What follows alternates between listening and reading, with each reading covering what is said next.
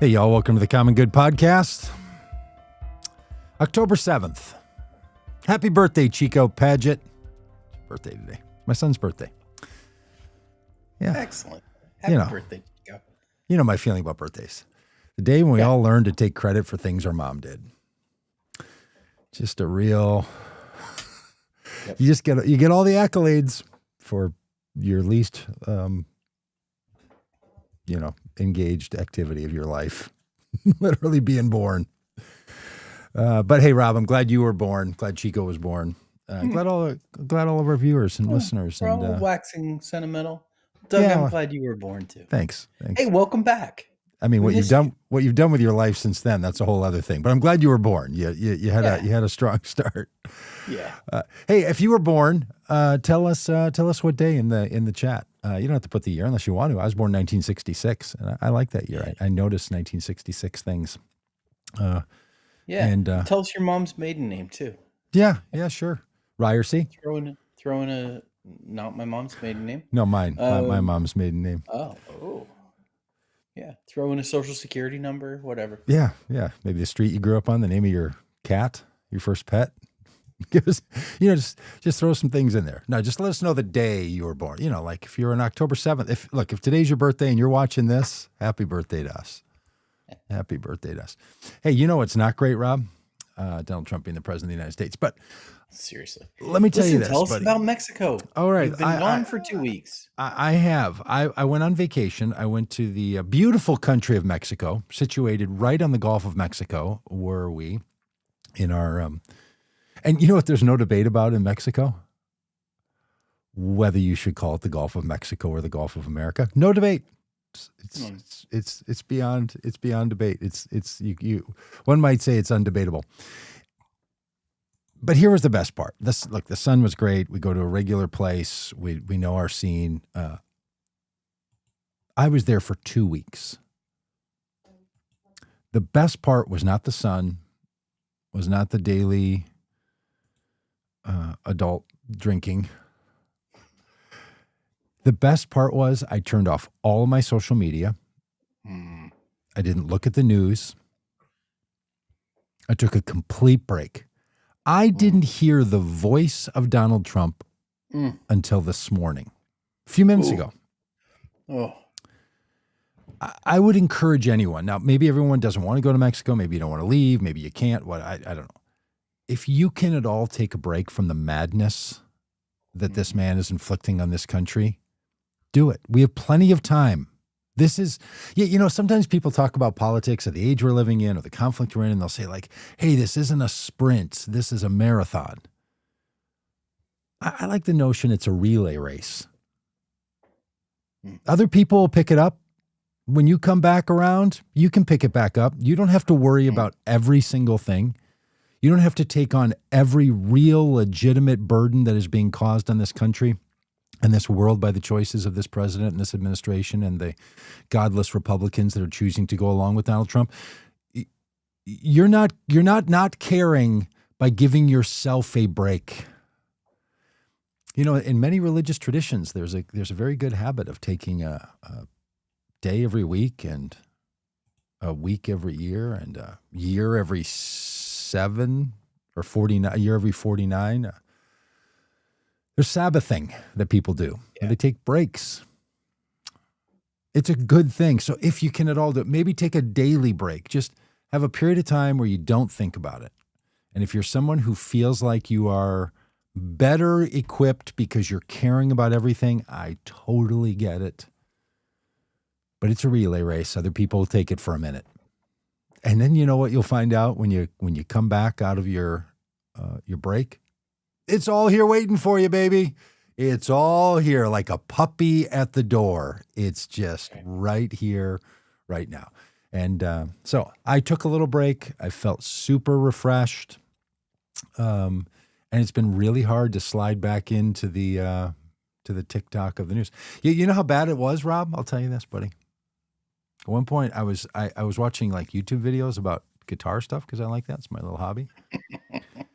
And I saw one like header on a YouTube video that said something about the government shutdown. and I said into my chat GPT, did the United States government shut down? It said, yes, it shut down 2 days ago or 3 days ago. I didn't know. Yeah. Now, look, I'm not saying it's not important. All I'm saying is me knowing it happened didn't change anything. I could take a break for 7 days after the shutdown and then come back to find out that flights are being canceled today because Donald Trump has shut down the government. I'm not sure Donald Trump has shut down the government as much as John Thune and Mike Johnson have shut down the government. You think if Don said to John, don't shut down the government, he would have shut down the government? Yeah, good point. No. Okay. Look, I mean, Donald Trump put out a video about how great it is during the shutdown that he's going to send a guy in with a sickle to, it doesn't take long to catch back up, by the way. So I don't know. Nobody in the godless Republican Party is making any move without Donald Trump's TikTok approval. This is true. I think. This is true. I don't know. Yeah. So did you sit on the beach all day? Sat right near the beach some days, and I sat right on the beach other days. Yeah. Friends of mine would say, like, what will you do for 2 weeks? And I'm like, okay, if that's a question, someone has, and look, I am an ambitious person with a busy schedule many days. I like to do a lot of things. If you can't even imagine what you would do stepping back for a couple of weeks, you really need to step back for a couple of weeks. Like there's an indicator. Like, I don't know. What would my life be like if I wasn't, there's a lot of other components to life that don't involve whatever it is you do most of your days, regardless of what it is, Yes. There was plenty to do. I read a couple of books. I listened to an audiobook. I walked. I mean, I consumed 3 full books, one in audio format. The book I consumed in audio format is called Deliver Me From Nowhere, the story of the making of the Nebraska album by Bruce Springsteen. That book has then become the basis of the movie that comes out October 24th. If you are thinking about going to the Bruce Springsteen movie, Deliver Me From Nowhere, please get the audio version of the book and listen to it. And if not the entire book, because it's, a bunch of hours long, just the last hour where he describes how it went from the book into becoming a movie is utterly fascinating. But the whole thing, to me, as a deep, hardcore fan, was just fantastic. So yeah, there's a lot of good things that one can do. And then all this is, and then my podcast buddies waiting for me, and John and Ann and Jim and all the people in the chats, they're all chiming in. They're jumping around. Yeah.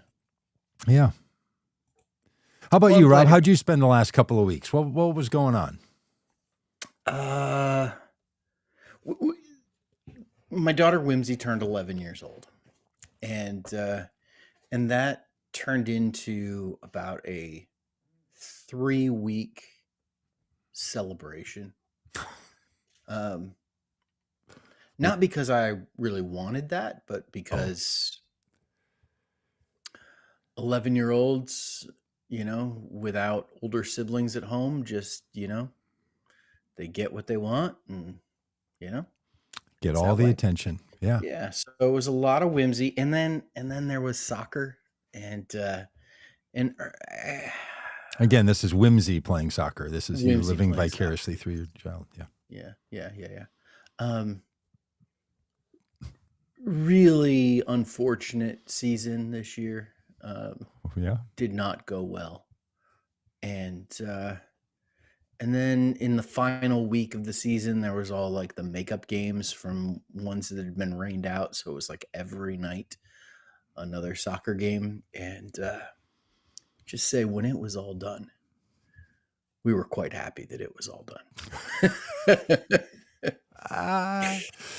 Put that behind. But is this the kind of thing where you'll have to have a conversation with the soon-to-be 12-year-old Whimsy where you say, maybe soccer is not your thing? Oh, no. This was very much, the problem was very much coaching and not...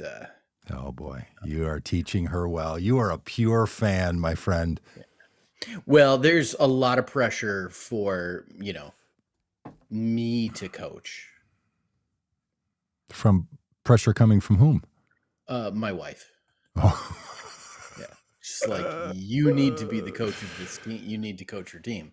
And I'm like, I played one season of soccer in high school because at my small Christian school, if I didn't play, there wouldn't be enough people to field a team.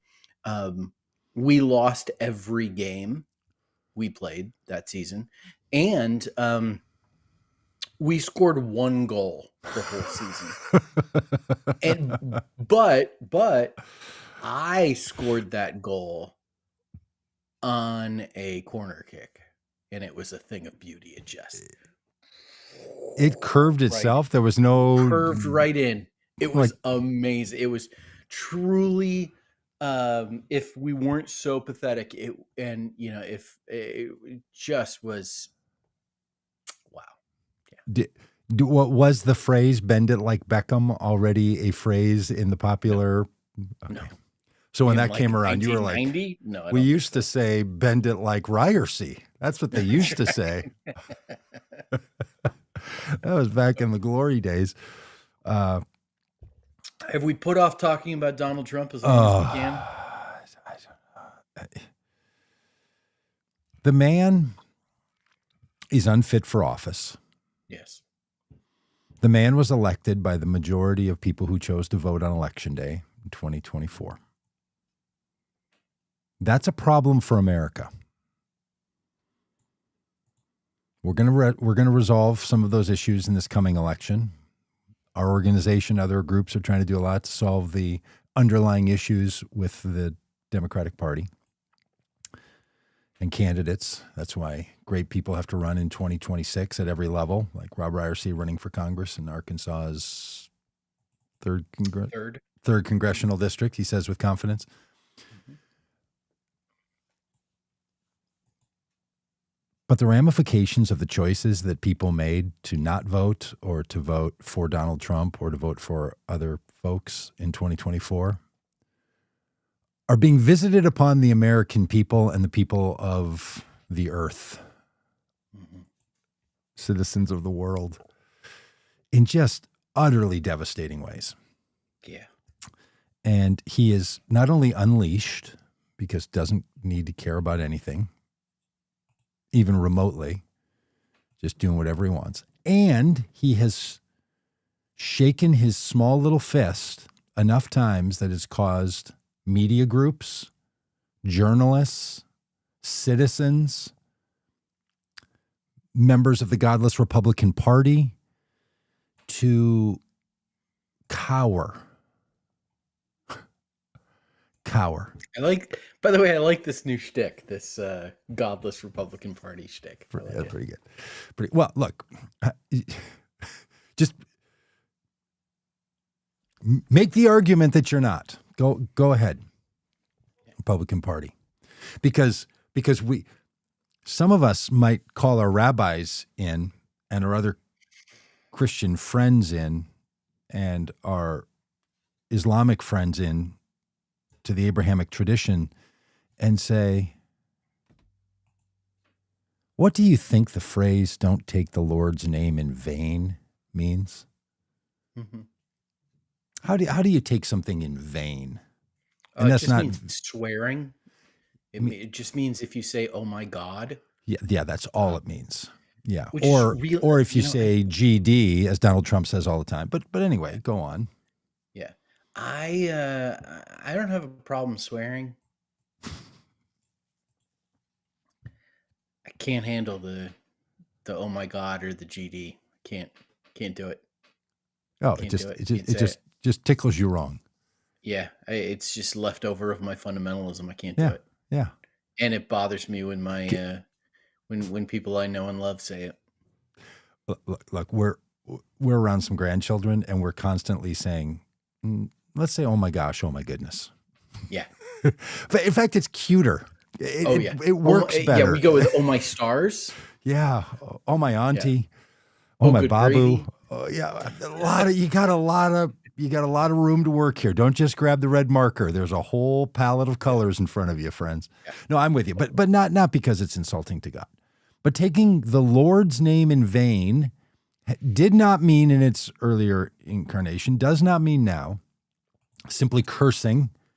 It means speaking about the Lord as if you can use the name of the Lord for your benefit in mockery of what the Lord would require.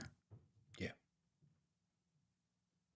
Therefore, I don't care if you launch a prayer initiative, if you shut your eyes and squeeze out an "in Jesus' name." You behave the way this Republican Party is choosing to behave, and it strikes me as pretty dang godless. Yeah. Now, that might not bother you at all. It might be fine. You didn't pick the Republican Party because of any religious inclinations. They shouldn't be bothered by it. But anyway, the fact that so many people can be cowed by Donald Trump's threats. I mean, Disney. I don't think we were doing our banter when Jimmy Kimmel was set aside, were we? No, I did do an episode where I talked about it, but when he got suspended for a weekend, like a school kid that got suspended on Thursday and had to come back on Tuesday. Wasn't that the period of time he was off? Wasn't it like Thursday to Tuesday? Oh yeah, he got a long weekend. Am I right about that? And I think they run reruns on Friday anyway. Basically had a day off, which isn't the point. The point is, the federal government used its own power to tell a media organization to silence someone. And all across the media, people have been fired for saying things.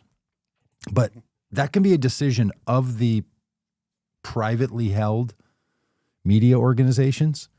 You can fire people because you don't like what they say. But when the federal government decides to tell you to do it, you're into a different ball game here. Yeah. And watching good people cower in front of this man-child just utterly kills me. It's just like, this is your time to rise up. You know, he's threatening all these nonprofits, and we've said publicly, and I will say it here now, come and get us at Vote Common Good with the IRS. Come on over. Please target us like you are all these other groups. We would adore it. Rob, I have been suing public institutions since 1983. Yeah. So, I sued my school district for violating my religious rights of freedom or my constitutional rights of freedom of speech. So, yeah, it's I'm itching for another one of those. Let's take a fine little run at it. This whole business about the flags, Rob, that happened while I was gone, like Donald Trump putting on another edict saying, "Hey, by the way, if you burn a flag," you know what I think we all should launch? Flags resembling, or candles resembling flags, and just let it burn. Yeah. Because you know what the flag code people want to say to every Trumper who puts Trump's face on an American flag? You're mistreating the flag. What one might say, Rob, you're taking the flag's meaning in vain. The authoritarian impulses, and then people just saying like, I don't know what's someone to do. Speak up, stick with it, challenge it every time.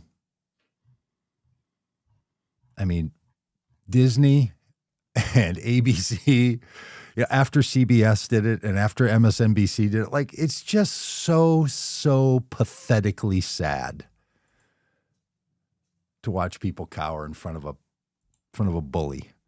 But yes. I mean, literally law firms did it. And good for James Comey. Like, I hope James Comey is like, let's go. Let's have a trial. Because you know what? I will not be convicted the way Donald Trump was convicted. The guy's a felon, for crying out loud. Oh, but that wasn't going to be the topic of the only topic of our day. Yeah. Rob, did you hear that back in early September, Donald Trump launched a White House prayer initiative for the 200 and what year are we in? 255th? 200 what big celebration is coming this year? So 1776 was 76. 1776. Well, yeah, but what year is it that's coming? Let's get a little help. Let's get a little help out of our 250th, 250? Yeah, something like that. 250. 250. Okay, so here's what just happened in my mind. I'm like, no, hang on. We had one in 76, and that was the 200th anniversary. But that can't be 50 years ago until I thought, no, I'm born in 1966. So that was 200. That was 50 years ago. You know we're old, buddy, when we remember the bicentennial. Well, I was born in 75, so I don't quite remember. You don't remember it? Were you not paying any attention? Were you just living in your little baby privilege? Just much like you and your little Mexico privilege. Yeah. You were living like a man on the Mexican beach as a 1-year-old. Well, I remember the bicentennial. But anyway, we're doing a big 250 thing, and Trump wants to launch a White House initiative on prayer from the godless Republican Party. Just extraordinary. Yeah. Thank you, Yabbits. Yeah, Yabbits was on it and did indeed confirm always. And did confirm 250 year. 250 year. Look, that could be it. It could be. You know what? It was a marginal run for 250 years, and then the end came rather quickly. Oh, Alex moved to Florida in 76. A big little bicentennial move. Yeah, some of us remember 1976. I was just a mere child, 10 years old, but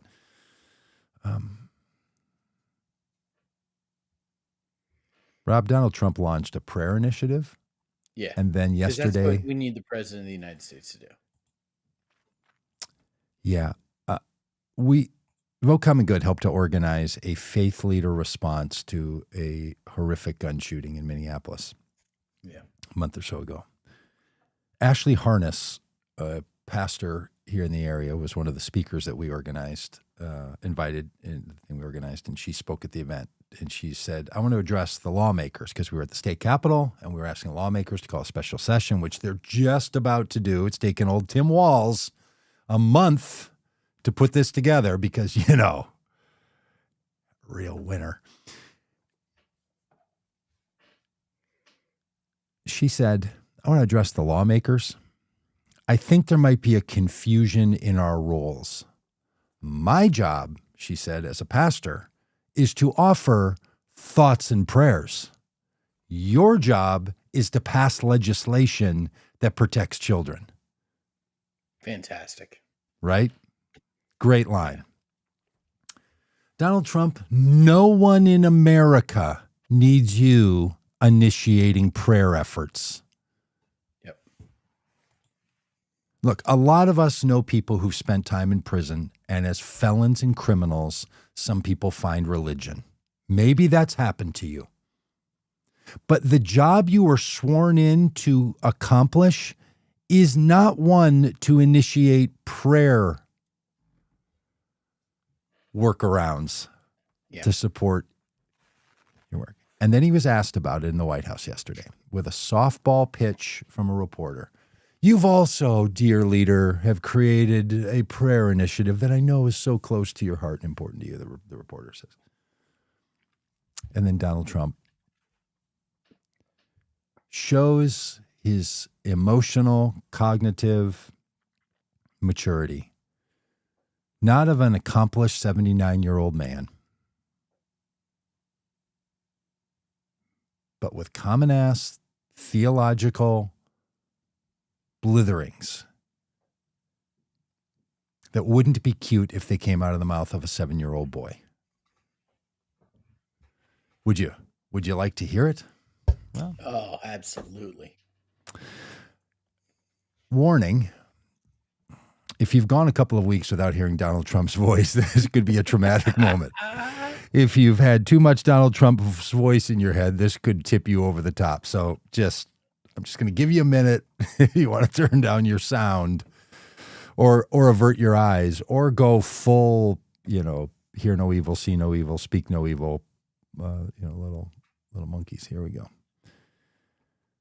You've initiated a prayer initiative as well. Yeah. Talk to me about both of those events and why that are so important, particularly the prayer initiative going forward to the... Well, we have, and we're dealing, as you know, with all of the different, and not just evangelicals, Christians. We're dealing with lots of different faiths, religions, and I felt for a long time that if a country doesn't have religion, doesn't have faith, doesn't have God, it's going to be very hard to be a good country. There's no reason to be good. I want to be good because you want to prove to God that you're good, so you go to that next step, right? So that's very important to me. I think it's really... There's no reason to be good. I want to be good so I can prove to God that I'm good enough to take that next step. Mm-hmm. Yeah. So there's a few things here we need to talk about. Now speak as if you're speaking to a 7-year-old in case Donald Trump wants some advice. You mentioned that there's, a 7-year-old theological or perspective on the world. And here, Doug, when I was 7 years old, I was in Awana. Do you remember Awana? I knew of it. Workmen are not ashamed. Is that what it stands for? Yeah. Oh. Yeah. Didn't know that. Approved workmen are not ashamed. Awana. Awana was basically Boy Scouts, Girl Scouts for Christian kids. Wednesday night program where you earn little medals and you compete in the Awana Olympics with the games and the Sparky. In fact, my dear wife has her name on the wall at Awana headquarters for getting the Timothy Award, or I don't know what they called it for girls, but yeah, like the highest Awana honor, like the Eagle Scout kind of thing.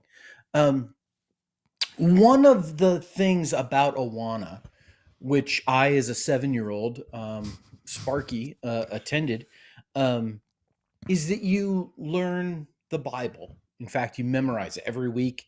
You have basic theology, but you're memorizing Bible verses and you have to recite them. And as you do that, you earn points and crowns and little jewels in your crowns and the whole thing. One of the first Bible verses you learn in Awana is Titus 3:5. Titus 3:5. Yeah. Not by works of righteousness which we have done, but according to his mercy, he saved us. Not by works of righteousness which we have done, but according to his mercy, he has saved us. Evangelical Christianity as a whole, is built on the idea that we do not do good things to get to heaven. Yeah, literally the opposite. It is not by works of righteousness which we have done. If Donald Trump, this baby Christian who became a Christian in 2015, if he had the smallest understanding, the most basic understanding of Christianity, it is faith alone. Yeah. Not things we do. It is believing, trusting in Jesus. It is not what we do for God or we do for Jesus. It is what Jesus has done for us. This is the basis of the story. Yeah. Now, we can debate if that's the best telling of the story, but this is the basis of the story is told in American evangelicalism. There is not an evangelical church in America that would take what Donald Trump said in that press conference and say, this is the truth.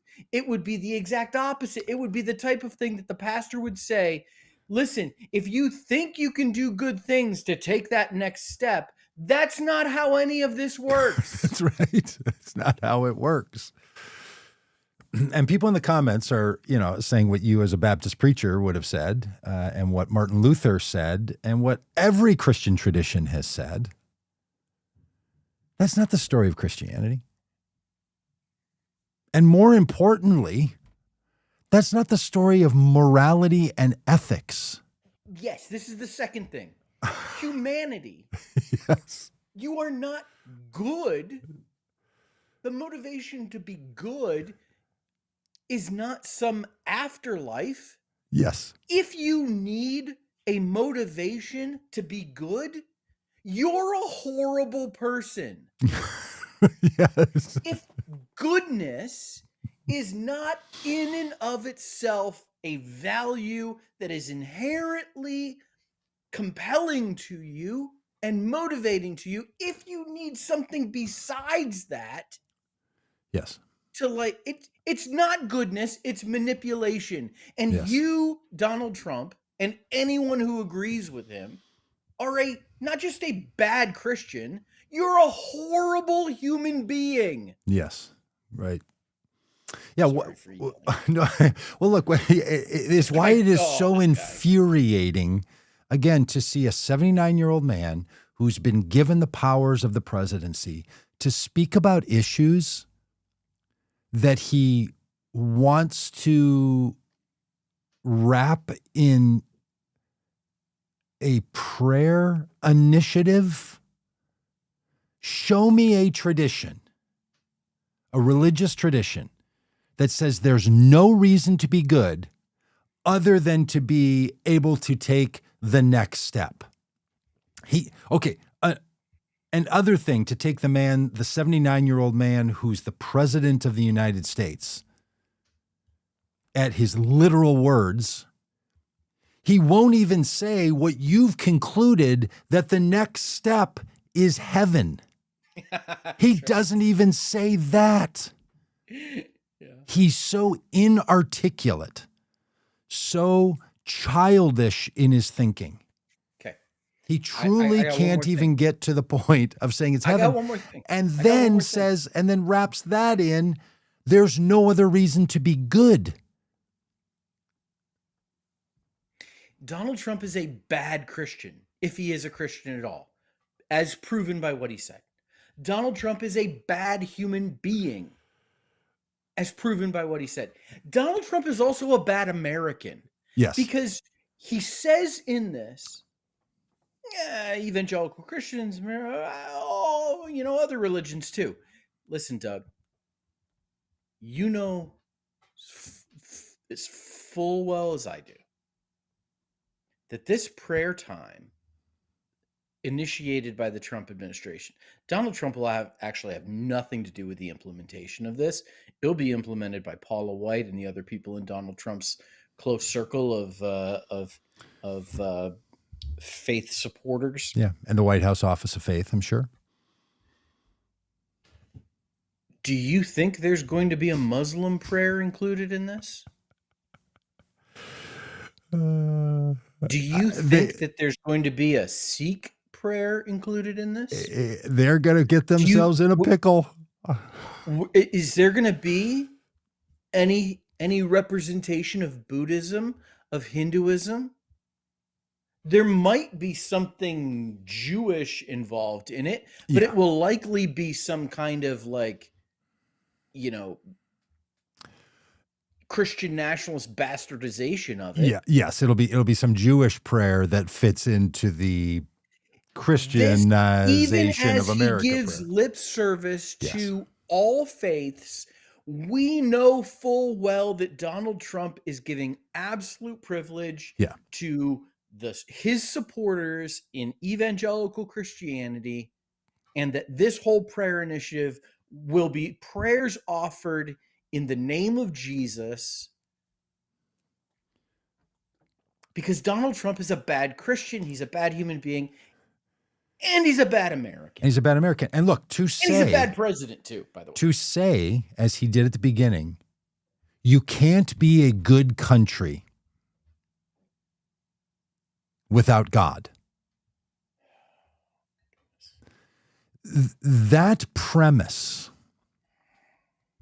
requires some version of God following to be the appropriate ones, and some version of God following to be the inappropriate ones. Right? You if you're going to say, I've long believed we can't be a good country without God.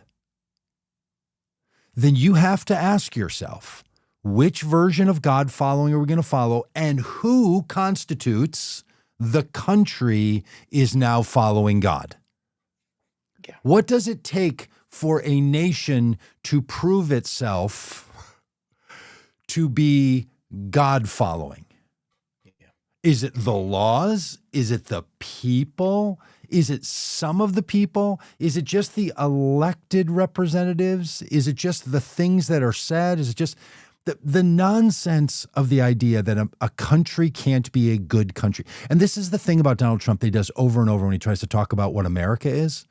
He reduces it down to the way a 7-year-old might think about things. When he says things like, without borders, we can't have a country. Without a wall, we can't have a country. Without following the laws, we can't have a country. Like, his understanding of what a country is. Do you think he knows about the territories of the United States of which these people are part of the American country? Do you think he knows about Puerto Rico or the island of Samoa? No. I mean, no, it's clearly, because it's- Bad Bunny is an American citizen born in Puerto Rico.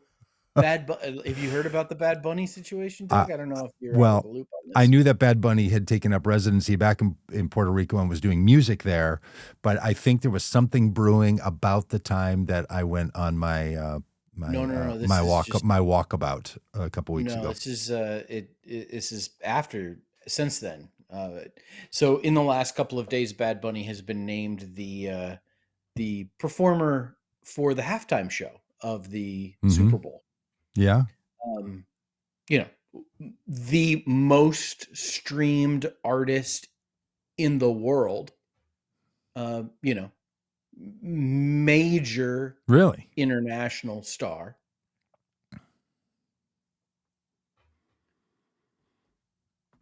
Donald Trump has complained about this. His supporters and MAGA folks are freaking out that the NFL would choose someone who's not an American citizen to be not an American artist to do the halftime show. Okay, hang on. So Bad Bunny is doing the halftime show? Yeah. For the football game. For the Super Bowl. Yeah. Okay. And MAGA is freaking out that the NFL would choose someone who wow, that's a big comment that just came in. Yeah, that's a big yeah, Bad Bunny is doing the halftime show. MAGA is freaking out that the NFL would choose someone who's not an American citizen to do the halftime show. Wow. Because Puerto Rico is an American territory, you morons. Because Bad Bunny is Puerto Rican. Yes, and yeah. Well, Yes, is by the Bad Bunny way. Puerto Rican and an American citizen? I mean, someone could be living in Yes. Puerto Rico. Yes. Okay, of course he is. Yes. Yeah. Yes. Is Bad Bunny a he? And by the way, the greatest halftime show of all time was a performance by not American citizens. Who was it? U2. No.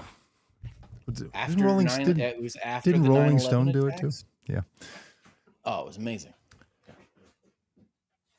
So, anyways, yeah. But, so Donald but you're Trump exactly has right. has a Yes. fundamental misunderstanding of what it means to be a country. Of a country. He's the president of the country, and he doesn't understand historically or currently what even makes this a country. And who are the people that have the rights? When he starts attacking people that he calls leftists, who he disagrees with, and by the very fact he disagrees with them and they disagree with him, that they are acting as terrorists, it's because he doesn't understand what a country Doug, is. And you just start to say to yourself, how in the world do people continue to support such, to borrow a phrase from the chat, such arrested development in a person? It is truly shocking. And I know people are like, oh, I've expected it all the time. It continues to shock, right? That you like just move from one topic to the next, and everything you hear from Donald Trump is framed like a 7-year-old would describe it. Oh, Doug, and you missed his inability to pronounce acetaminophen. Well, hey, we have a very good friend that can't Jr. say claimed aluminum. that- yeah, So yeah. Well, he couldn't. Yeah, you missed the press conference where he couldn't pronounce acetaminophen. Tried to sound it out like a 7th grader until I think Dr. Oz bailed him out. But that was the press like he was conference reading it where- on a teleprompter or on a piece of paper yeah. in front of him and couldn't read it. Yeah, because they were blaming autism on pregnant women taking Tylenol. That's the cause of autism. I thought it was vaccines, but you missed all this. Yeah. So I can see the wheels turning in your head like, what? Wait a minute, what? Yeah, you missed this. There is a press conference, RFK Jr., Dr. Oz, Donald Trump, where Tylenol taken by pregnant women was pronounced to be the cause of autism. Look, I'm a person who cannot take Tylenol because I had hepatitis. Yeah. Hepatitis He also said comes don't take Advil or aspirin either because they've been proven they're bad. Trump did. Okay, I was going to say, and so I'm someone who really knows the difference between acetaminophen and ibuprofen. Yeah. Or Nicocin or whatever's in aspirin. Like, because if someone says I have a painkiller, so I'm like, hey, I have to look because being somebody who had hepatitis A, which is not a level of pain. They're actually different liver diseases. A, B, and C. I can't take Tylenol. It would be very bad for me. So I'm quite concerned about my liver, even though I'm mocked by people about also keeping mercury out of my diet because of the liver issue. But if we want to have the federal government start to rein in painkillers, that would be important work that should be done throughout the federal government. To have the man with a brain worm and the TV doctor, come out and tell the man with a 7th grade understanding. It's just truly, I mean, we said at the start of this term, the one thing Donald Trump is going to do is be sure that every person in any position of authority in the administration is worse at their job than he is at his. Because he's tired of being the worst at his job. And he can't have subordinates who are more competent than he is. And he has proven that out from the Attorney General to the Secretary of War to the head of Health and Human Services. Yeah. He is right on point with making sure he's not the worst person at his job in any cabinet meeting. Yeah. Yeah. Okay. Doug, I feel like we need to have like a whole like re-entry kind of like, you look like you have the bends, when you come up from scuba diving and you have to like you look like, it's just. Do you know that Pete Hegseth, the Secretary of War, summoned all of the U.S. generals to hear him speak? I did. And he said that to them that, there are no more fat generals. say that again. I was reading a comment. He said to them, no more fat generals. Who? Hegseth said this? Oh, yeah. Yeah. Like we're getting rid of them, or we're going to redefine fat with Donald Trump as the baseline. No, so we're gonna get rid of them. Oh, yeah. Hey! What does that mean to the head of the generals? Who's the top of the? I think yes. I think the commander in chief is allowed to be fat, but not the general. Yeah. Oh man, just crazy stuff happened while you're gone. But listen, getting back to the point, Doug, I have my entertainment rabbit hole lately has been on Netflix. I began with a friend of mine recommended the TV show The Last Kingdom. The Last Kingdom is about Vikings, Danes, Uh-huh. invading medieval England, and the English, fight to protect their land, and follows apparently actual historical figures, um, through all of this, and the main character is a guy named Uhtred, which I now think Uhtred would be a great name for a dog. And that I enjoyed this show so much Uhtred. that I'm now watching Vikings, which is like earlier in the thing, not nearly as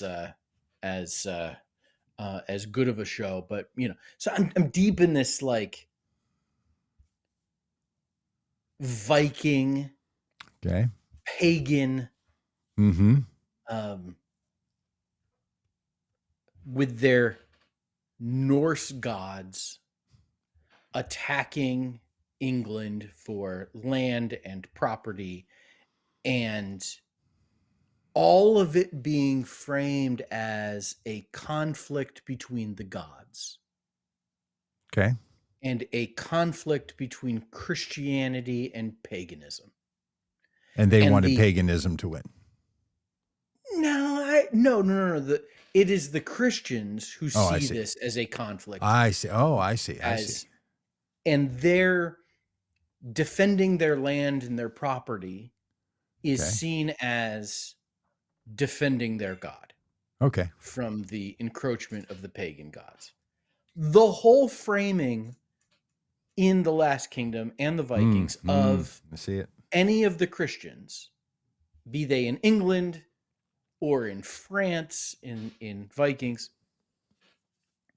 the whole framing is we are in a battle as Christians against the pagans. God's will is that England be protected and England be united. And Doug, you watch this and you watch this and all you have is this reaction of like, yeah, they were so misguided. Yeah. Their understanding of all of this was so elementary.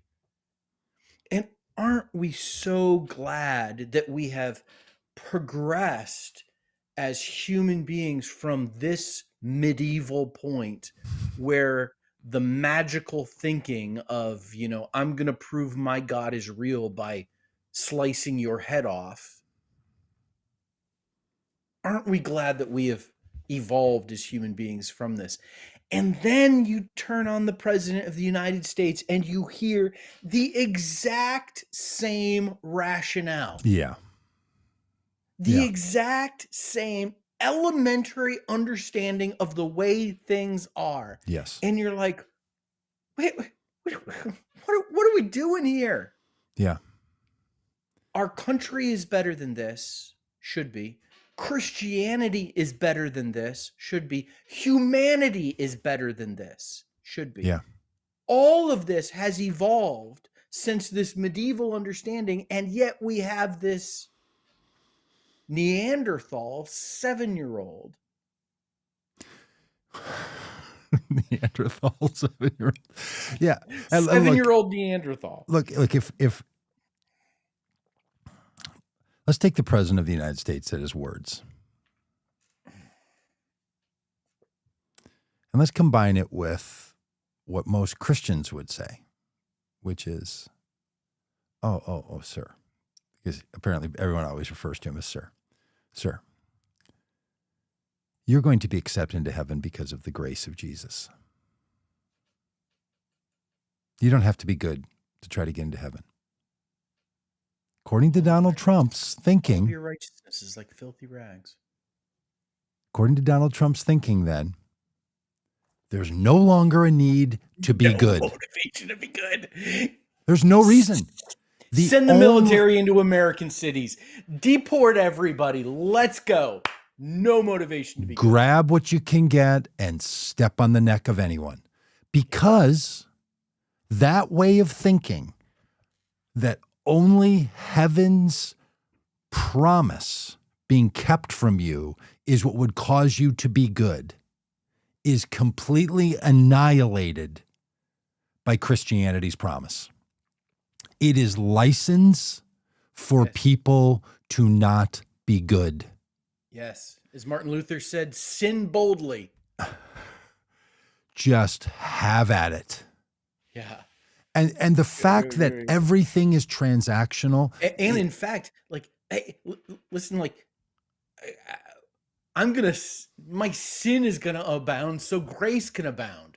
Yeah. Right. It's almost as if we thought about this stuff. Yeah. It's almost like someone's been down the old track before, including the Apostle Paul, for whom some of you will say Rob is doing a riff on. When the Apostle Paul was trying to make this argument that the reason to be good is disconnected from your being blessed by God, whether in this world or in another. Yes. And this is what is so painful. Like Rob, I don't know if you were told the way I was told, that we're to respect elders. Mm-hmm. Not because they're in a point of weakness in a society, care for orphans and widows, care for the vulnerable. But no. We should respect, as the thing I was taught, we should respect elders, not because they're in need of our support, but because they carry such wisdom borne by the years. I am now an old man. By the standards of most people in the world, because most people in the world are, I think, under 30. I'm an old man. You're near on an old man. I can promise you, there is no wisdom in age. None. You could simply get older by the day and become less informed, less insightful, and less wise. Yeah, it's almost like Taylor Swift said, like, yeah, I get older, but never wiser. Oh, I truly know one Taylor Swift line. Oh man, you got to listen to the new album. It's so good. Shake it off. That's all I know. I mean, I'm keeping a little something to look forward to. That's all it is. That's the only reason. The new album is so good. It is like really. Oh yeah, it's just. It's like, it's not nutritious. It's not deep, but it is just delightful. It's like like when you were in Mexico, did you have like a Coke out of a glass bottle with the real sugar in it? The Mexican Coke, Coca-Cola? No. But I did have some Diet Coke with some rum in it. Is that what you mean? Yeah, yeah, sure. I did have that. Yeah, it's just sometimes, like a carbonated beverage is just so refreshing. A little sweet treat. A little sweet treats are real nice. Yeah. A little nibble. That's this new album. That's this new album. Just a little nibble of tastiness. Yeah. Well, look. Whether Taylor Swift says it or the ancients have said it, years doesn't produce wisdom. We should respect the elderly because they're people, and we should be sure to care for people especially if they're vulnerable. But we have to be reminded, because someone is older doesn't mean they have any wisdom. And the singular gift that we might find from Donald Trump is that he reminds us every day that you could get a day older and be none the wiser. Because this man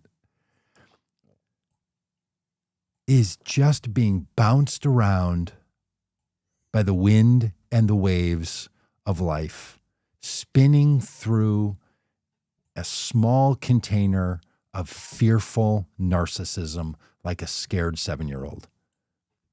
And look, just be real empathetic for a moment. Donald Trump not only behaves like a 7-year-old boy in his logic and in his thinking, he functions like a scared 7-year-old boy. He's a wounded, deeply wounded man. And look, I've been paying a lot of attention to Donald Trump for the last 10 years. Truthfully, I spent almost no attention to Donald Trump previous to 2015. I never watched The Apprentice. I didn't know anything about it. If he came on David Letterman when I was in college, I didn't care. I didn't care that Oprah interviewed. I have no idea why people ever thought this guy was interesting.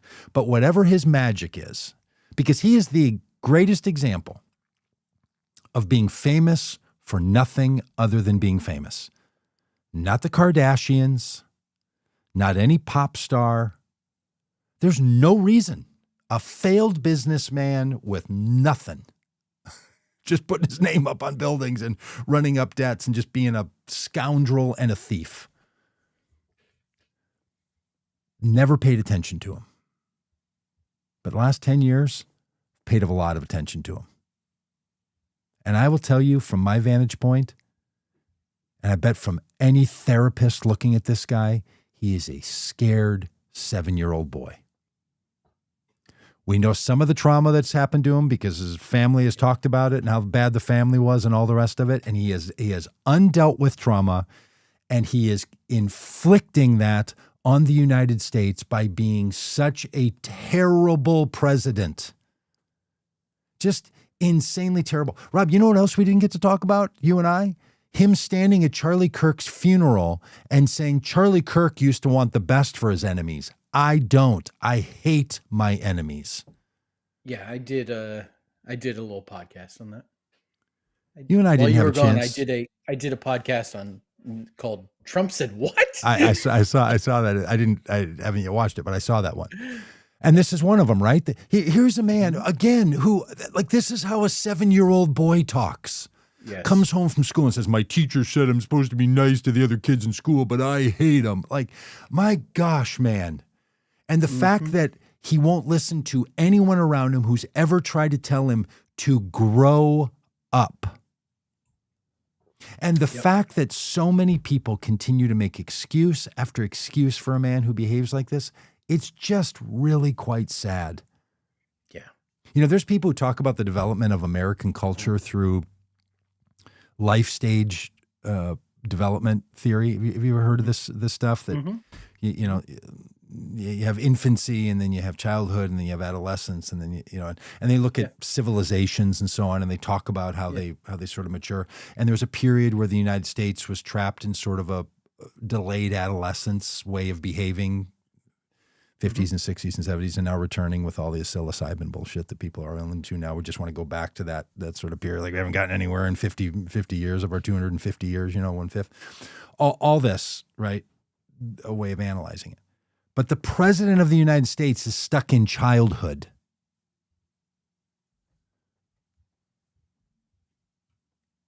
Childhood.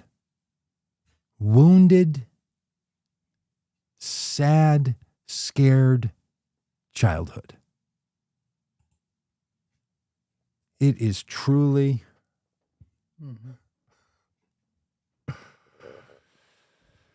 truly stunning.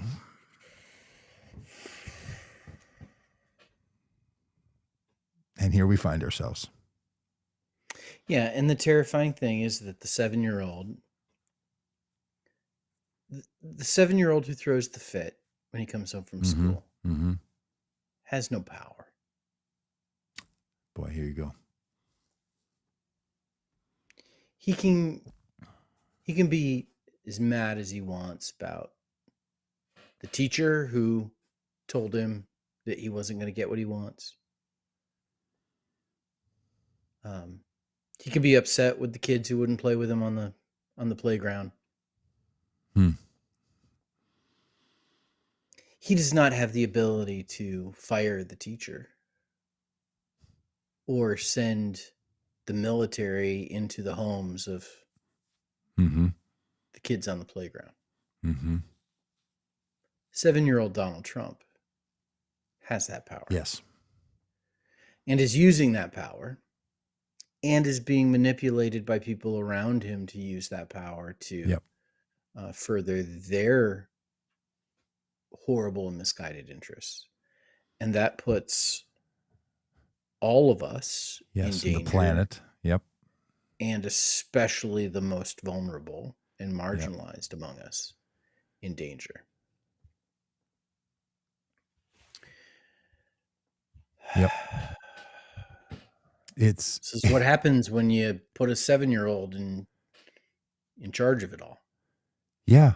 And look, there have been times where there have been child kings and child queens in America, or where religious movements have had a child that's the Dalai Lama. Doesn't go well if they're not surrounded by people with some wisdom. Donald Trump has ripped off all the shuck off of that piece of corn, that cob of corn. And the sun is pounding on that cob of corn. And look, he is not doing well. I don't know about his physical health or whatever, but the American people are not up with this. There is not an indicator in the United States that's in the president's favor. Nothing. And if he tries this business about an insurrection act, at some point people are going to start to say, why are things so terrible in Trump's America? I mean, he's quickly becoming every day the owner of the American experience in the American imagination. You know, how much longer can he be like, still Biden stuff? Like, no point in me being president for the last 10 months because, I'm starting to approach the 1/4 mark. Still not my responsibility. Have you bought eggs, Rob? How are eggs doing? Have you been? Yeah, I don't know. Have you been to your local guitar shop and said, why are guitars so much more expensive now? To be told the tariffs have crushed that industry. Have you tried to have an addition done in your house only to find out that things are up 15%, 19%, 30% in building costs? Because do you know what people do who sell things? They take their cost and then they add percentages to it. So as the price of an item goes up, so does the percentage that they're going to earn go up. They're not eating these costs. The tariffs are a nightmare, and apparently nobody in the federal government cares. Now they've shut down the federal government. We all know how much cost that's going to that's going to take. It's going to make all kinds of things go crazy. And nothing in America is going Donald Trump's way. And the biggest thing is deep, deep supporters are still roiled up as they can be about Jeffrey Epstein. And I don't know if some of them are a little nervous, the fact that one of the people who came out and said the president has to change his tune on Jeffrey Epstein got assassinated. I don't know if people are freaked out about that. I would be. Can tell you that. The animating narrative of Donald Trump's presidency, incompetence of Biden, inflation, and the border run amok. You know what the American people like less than the border run amok storyline? ICE agents raiding Home Depots. The approval rating for how Trump has dealt with ICE is lower than this disapproval rating of Biden on the border. And the disapproval rating of Biden on the border was terrible. And the thing about a 7-year-old kid, dude, there was this old sermon illustration that I heard twice, like in my early days of being in Christianity. So I was like, oh, this is one of those pass-around stories, because I didn't grow up going to church, so I didn't know that. It took me a while before I realized, oh, there's like a stable of stories that people in the world understand. It was the one about the kid with the throwing the ball up in his backyard hitting it with a baseball bat, throwing a baseball up in the air. Do you know this illustration? I do. Kid standing outside, and he's like, bases are loaded. You know, we're down 2 runs, and little Robbie Ryerse is at the plate, throws the ball up, swings and misses. Oh, strike 1. Throws the ball up in the air. Kind of goes to Kiki Wapas, and he says, "Oh, okay, ball. One counts 1-1." Throws the ball up in the air. Swings again, misses. Whoa, strike 2. Takes the ball, throws it up in the air again. Swings a third time, misses a third time. Strike 3, he says, "What a pitcher." You know that joke? That's what he's doing. You know, like, hey, here's a way to look at the world and, you know, like take the reality and spin. I have no idea what, but I heard two different pastor people use this illustration. One of them a pastor and one of them like a youth pastor. That's Donald Trump, though. This guy's going to be like, the greatest thing in the world is America. Don't you love it? And it's like, no, we don't love it. Well, that's what I told you. I mean, he will have zero ability to look at his failing presidency and to make it any better.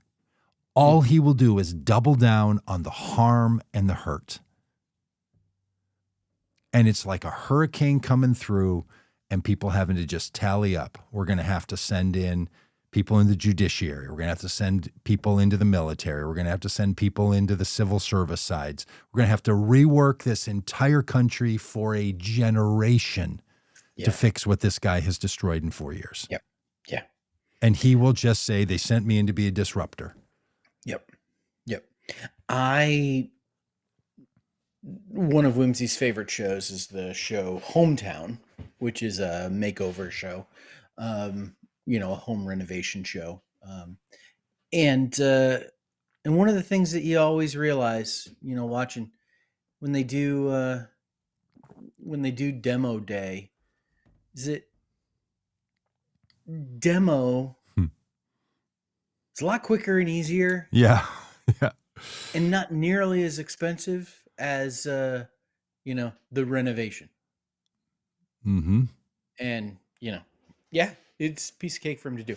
And listen, I know you just put up the comment about Michael Walker.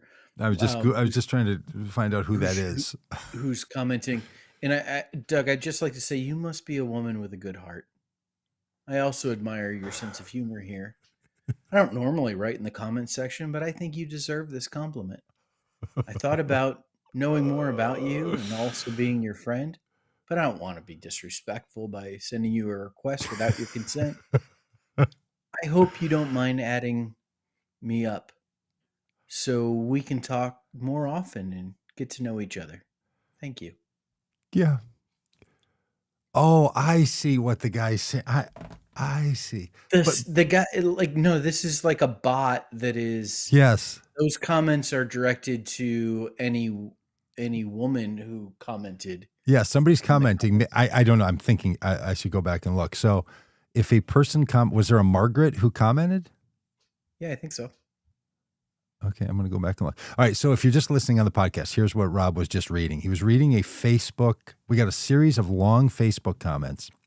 And by the way, if you're watching this somewhere else, the Facebook comments aren't seen by YouTubers, and YouTubers don't see Facebook comments and so on. But no, these aren't even names of people who have commented. But this bot is 1, 2, 3, 4, 5, 6, 7, 8. Really? 9. Yeah. There's a Jan and a Melissa and an Ann and a Joanne and a Frances Healy. Yeah, there's Ann. There's Francis. Well, anyway, it's the same one with a different name.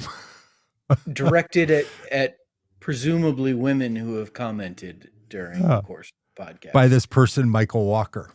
Person. Yeah. It's a lot. Well, yeah.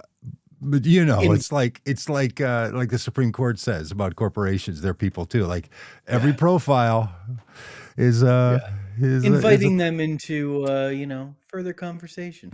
And then Jeff says, someone get this Michael Walker impersonator out of here, please. I wish we could. I mean, I guess we can log in to one of these accounts. It might be happening on the Vote Common Good. I don't know.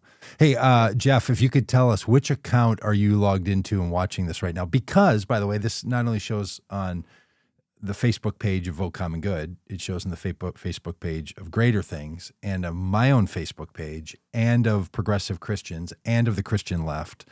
We try to get Robb Ryerse's, but we can't seem to get authorization to post onto his page. No, it posted on mine while you were gone, Doug, because I authorized it myself. Because you logged in, yeah. But if I go to log in through Restream, it won't let me do it. You got to resend. We can talk about that after the thing. You got to resend me access to your page because it's always connected to a person. Yeah, sure. Yeah, but it says during the Kirk Death Fest, Grindr crashed. Yeah. Is there a relationship? It's very similar to like the RNC. It's, when tons and tons of conservatives gather in one place, Grindr in that area crashes. I see what you're saying. So they're saying that there was a disproportionate number of people on Grindr. Yes. And speaking of Grindr, there is good Lord. There has been a threat that if the government shuts down, there's a guy on TikTok who is going to release his information about Mike Johnson's alleged Grindr account. And the guy has since posted videos about all the death threats and that he has gotten, and apparently shared the information with some investigative reporters to have it vetted. The Grindr account information. Yes. For them to verify it, so when he releases it, it looks more legitimate than. Okay. Yeah. Okay. We shall see. Because the government shut down when I was still in respite care. Yeah. Mexico Beach. So TikToker, let's go. Let's move it along. I mean, look, the number of people who many godless Republicans don't believe the federal government is necessary. So to shut down the government, they think is just saving money. It never saves money. It always costs money because all the people will get back pay. And all the costs of delay are added on top of all the other costs. All the money that was going to be sent out and was held up for some reason is going to be allocated because that's what Congress demands of itself when it puts appropriation bills in place. There is no saving of money for government shutdowns. Yep. They simply raise the pain. And I'll tell you, Rob, I don't even know what the specifics of this particular argument are. Like, had we shut down the federal government when Mitch McConnell told President Obama how to be president and that he wasn't going to move Merrick Garland's nomination out of committee for the Supreme Court, that would have made some sense. Mm-hmm. But no, what's a president to do? I don't know what this one's about. What is this one about? Inform a fresh face. So typically when Congress doesn't do its job and pass both a budget as well as something anywhere from 12 to 14 appropriations bills, when they don't do their job, and I listened yesterday to a 12-minute interview of my opponent, Steve Womack, talking with Speaker Johnson, where they were like, "Oh, who caused this shutdown?" I'm like, you morons. Anyway, not morons. You were the ones who caused it by not doing your jobs. When they don't do their jobs, it requires a continuing resolution, which is a short-term spending bill that gets passed in lieu of the constitutional requirements of a budget and appropriations bills. typically what happens is the continuing resolutions that get passed, they continue the spending at the current levels that it's at. It's basically a way to punt. Mm-hmm. Well, the House Republicans passed what they call a clean continuing resolution that did not keep spending levels at the current levels, but in fact eliminated the spending that, the current spending levels, eliminated the spending on funding the tax credits provided to the AOC. people who get the Affordable Care Act, Obamacare. ACA. And yeah, the ACA. I see. And then they passed that. Then it went to the House, or went to the Senate. The Senate needed 7 Democrats to vote in favor of that because they needed 60 votes to pass it. And they were unable to get those votes because Senate Democrats said, we're not going to vote for this bill that is going to increase insurance premiums on millions and millions of Americans in really, really dramatic ways. Yeah. It was a backdoor way to try to get rid of the ACA's benefits, right? Right. Yes. Okay. And Republicans in the Senate could, go the anti-filibuster rule and get this thing passed with a bare 51 vote majority. That option is available to them, but they have chosen instead to go, oh, nothing we can do because the Democrats, and so they're trying to tag it as a Chuck Schumer shutdown and tag it on the Senate Democrats. The reality is, however, that it is totally brought about by Republicans, and quite frankly, plays right into the hands of Donald Trump and his John Vogt, whatever that guy is, who is the budget director who wrote Project 2025, and going to use this as an opportunity to make not just the threat has been not just to furlough workers from the federal government, but to actually fire them. And this shutdown could turn out to be one of the most devastating because of that. So they would basically somehow say that they can restructure appropriations of. The argument that Donald Trump they're has not going made, to be able to do that. The argument that Donald Trump has made, as well as Mike Johnson, is that during a shutdown, the executive branch has all the power to. You can just do a bunch of stuff. Yeah. That will go to a lawsuit. That lawsuit will do what happened just like when Doge tried to go in and fire a bunch of people. Then they're all going to have to be hired back again because the judge is going to say you didn't have that authority to do that. Yep. You maybe could have done it while the shutdown was happening, but as soon as the shutdown was over, then the rest of this stuff kicks back in and blah, blah, blah, blah, blah. Well, let's I don't think it's going to happen. Yeah. And you know what we know, Rob? It's Taco Tuesday. And Trump always chickens out. And he will spin around on this and then be like, hang on a minute. Because Marjorie Taylor Greene just came out with some big, long, crybaby tweet about how she's not supporting this. She's with the Democrats because her adult children are going to see huge premium increases if what the godless Republicans want to have happen happens. That's going to be – so like they lost Marjorie Taylor Greene. It's not. Yeah. How's this working for you, friends? And look, she is not a serious person in the political machinations of the government, but she's a populist person. And when you're a popular populist, that makes you have a little bit of sway. So this thing's already going to be falling apart. And if look, I know Donald Trump doesn't like it. or doesn't care about it, but Republicans are not going to want there to be major premium increases next year in an election year on people's health insurance. Yep.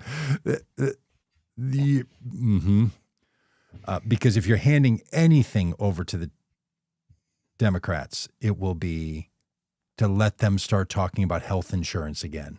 Then Democrats are on very solid footing. Yep. So we will see. Hey, by the way, Alex is saying, oh, it was not about the shutdown. It was about a particular Democrat being sworn in. This man on TikTok who's going to release something about Grindr.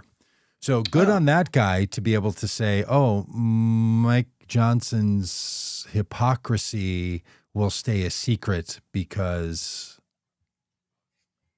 I think I should save it for some. Hey, real honorable, man. Nice work. I mean, if you think it's something the American people have the right to know, so you're going to pressure Mike Johnson to do something, or the American people will find out something they have the right to know, that's one thing. If you think the American people don't have a right to know it and you just want to make Mike Johnson do something he wouldn't want to do for no other reason other than making him do something he doesn't want to do, well, then you're just bribing a guy. Like, you know what? You're not going to go to heaven if you do that. I'll just say this real clearly. Full circle. All clear. Like, good Lord. I mean, people just, I know life is complicated, but the machinations we push ourselves through are not caused by life. They're caused so often by us forming a word scramble problem in our brain. Yeah. That doesn't even honor the difficulty of being a human being. We just get ourselves caught up in the most ridiculousness of ridiculousnesses. Okay. Yeah. Hey, how long have we been at it, do you think? Yeah, an hour and 22 minutes. Yeah, that's good. Welcome back, everybody. We'll see you next week. See you, bye.